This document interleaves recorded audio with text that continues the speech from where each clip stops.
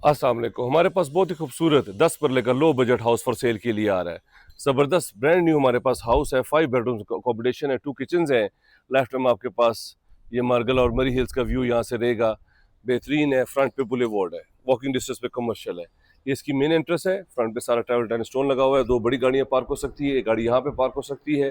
2 entrances हैं, एक main entrance है, एक ड्राइंग रूम से एंटर है। ड्राइंग रूम से आप एंटर हो, आपके पास फीचर वॉल आ जाती है, बिग विंडोज हैं आपके पास, खूबसूरत आपके पास पार्टीशन हुई हुई है। ये टीवी लॉन्च है आपके पास, सेम जैसे नीचे किचन है सेपरेट, ऐसे ही आपके पास ऊपर है।